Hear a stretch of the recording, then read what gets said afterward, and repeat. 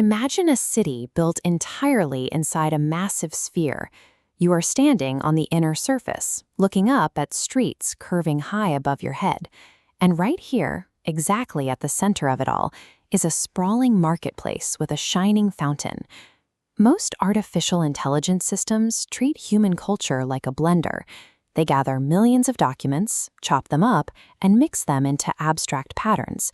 You get an answer, but you lose the actual person who lived that experience. This city is a completely different way to organize memory. Let's say you approach this fountain and ask a question. You want to know exactly how Italian grandmothers made Sunday gravy back in the 1960s. A traditional database would wake up and frantically scour every piece of information it holds. Here, your question acts like a spark. The fountain pulls out your keywords and sends a single, elegant bolt of lightning out into the streets of the city, heading straight for a specific destination. Looking at this map of the network, you can see how that lightning operates. It checks a simple set of coordinates before it even starts moving, drawing a direct line to the answer. This lets the system ignore over 99% of its information instantly, because it knows the exact address it's looking for before it ever leaves the fountain. By calculating the exact path before spending the energy to travel it, the system stops acting like a chaotic search engine. It becomes a deliberate, energy-efficient navigator of human experience. Following the lightning, we leave the fountain and travel down one of 16 main avenues. Because you asked about Sunday gravy, our lightning streaks down the radial road dedicated entirely to food and cuisine. This overhead map shows the city's concentric rings. The center marketplace pulses for everyday exchange. Outward, the municipal ring standardizes laws, and the college network analyzes culture. Finally, the museum ring houses evidence, and the outer catacombs hold fragmented historical records. But you didn't ask for a legal definition or a fragmented history. So our lightning bypasses those broader institutional rings completely and zeroes in on a specific neighborhood where the knowledge actually lives. This ring structure ensures that human knowledge is organized and accessible by its level of formal verification. You always know exactly how thoroughly a piece of information has been vetted based on where it lives in the city. The lightning finally stops at this specific residential building, tucked deep inside the Italian quarter. Culture is inextricably tied to time.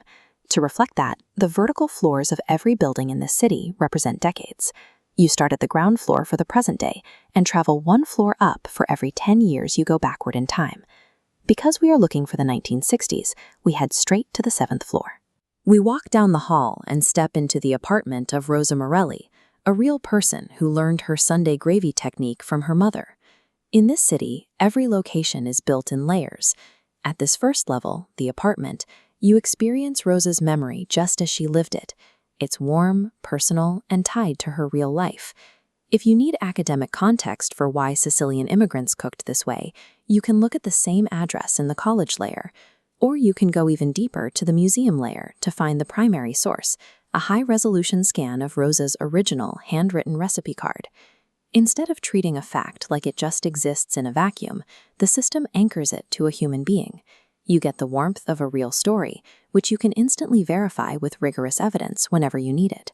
But if we look out Rosa's window, past the brick apartment buildings, we see a completely different architectural shape quietly existing within the city grid. Notice this open, circular settlement gathered around a central fire. These are the villages. They preserve oral traditions and non-written cultures. Knowledge here doesn't live in filing cabinets. It lives in the elders, the stories, and the songs.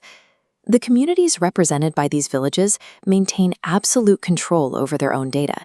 They decide what information is shared freely, what requires a stated purpose to view, and what sacred knowledge will never be accessible to outsiders. Applying rigid academic filing systems to oral traditions often erases their meaning.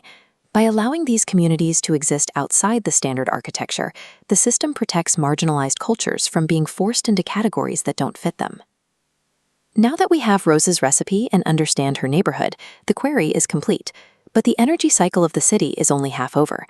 After the lightning delivers your answer, the thunder begins. It's a wave of quiet that rolls backward through the city, closing doors and dimming the lights in areas we didn't actually need to visit. Watch this network tree. By shutting down these peripheral branches, the system saves massive amounts of energy. But it's smart. It leaves the Italian quarter warmly lit, anticipating that your next question might be about baking bread or neighborhood history. Floating high above the darkened city, we can see those few remaining windows twinkling in the void. A vast civilization, perfectly preserved, resting quietly until the next question is asked. To truly preserve human heritage, we cannot treat culture as just a pile of facts to be extracted. We have to treat it as a living memory palace, filled with real human stories, just waiting for you to knock on the door.